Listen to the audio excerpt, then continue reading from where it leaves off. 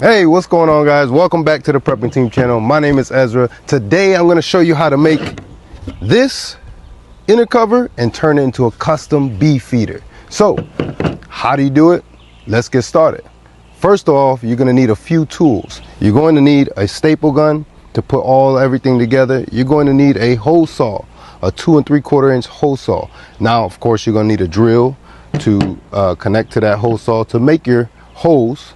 You're going to need some heavy-duty wire cutters. That way you can cut your stainless steel wire mesh.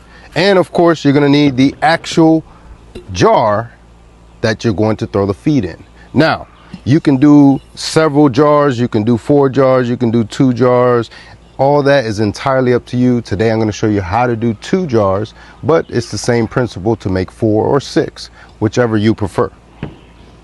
Hey, one thing I forgot to mention is you need some sort of eye protection, some safety glasses, sunglasses, something to protect your eyes from the debris once you start cutting. Now you got your safety glasses on, you're ready to roll. First thing you do is you want to pick the location on the inner cover where you want your feeders. Now, if you're only doing 2 feeders, typically I'll do it here somewhere and here somewhere. If you're doing 4, you may want to throw them on the corners. But however, if you want to be precise, you can measure it, maybe 5 inches by 5 inches, 4 inches by 4 inches. Typically, I don't measure them. The bees really don't care. They don't matter. It doesn't matter to the bees as long as they're getting that feed for this spring. So what I'll do is you start off with the hole saw, and what I like to do is get that bit in there and drill your hole.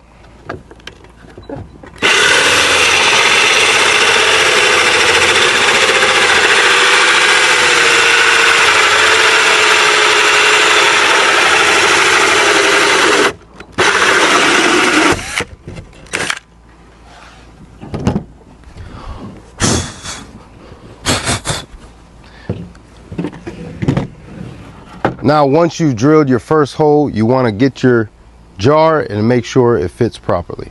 And it should fit snug. That's why for the smaller rims, you want to use a 2 3/4 inch.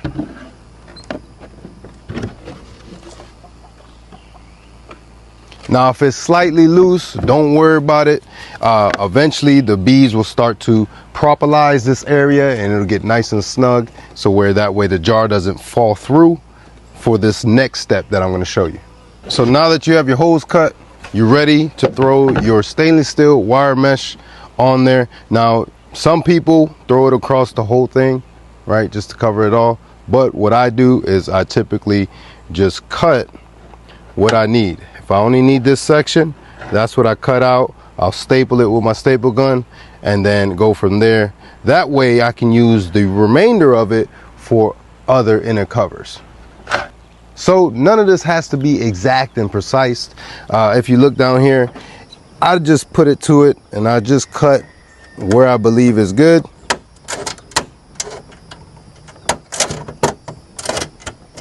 All the way, I'll cut it all the way down to here, and I'll also mark my side on this side.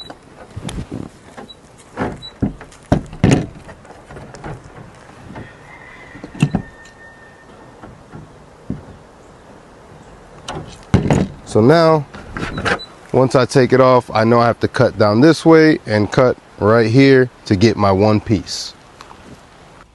All right, so now that you have cut out your section of stainless steel wire, you're going to throw it over there, and this is where the staple gun comes into play. You'll staple it all the way around. Now, what this ensures is when you go to feed your bees that they don't come out. So hence, you're not going to need a suit or possibly just a veil. That way you could just come up, swap the feeders out, and go about your business. Now, so when you staple it, you want to staple on all the corners and further down along. Now, don't go crazy, but you want to ensure that it doesn't come off, right?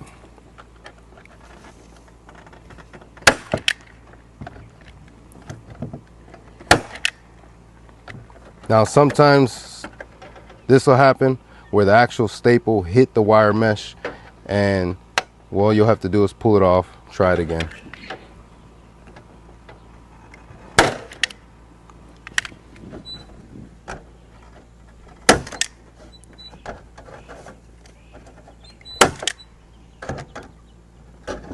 Oh, it happened again.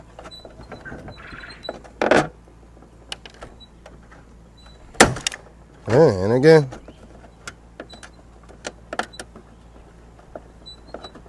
There.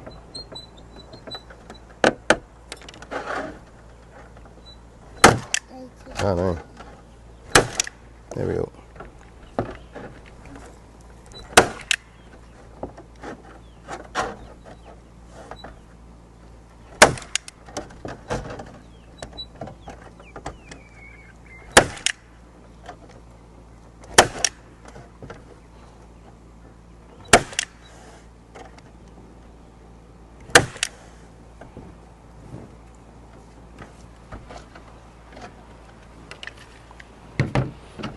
Now, once you have it stapled on there and it's not going anywhere, you'll flip it around.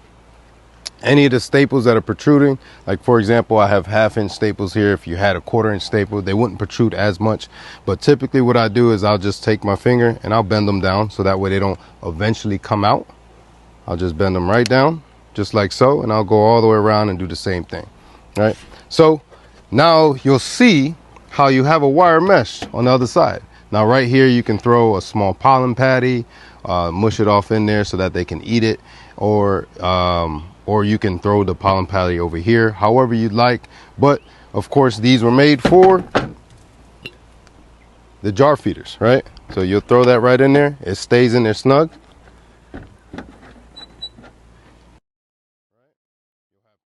So that's how you build a custom inner cover to feed your bees in the late winter, early spring.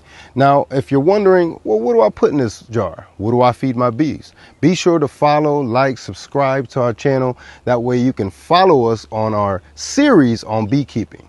So that wraps up this video. We'll see you on the next one.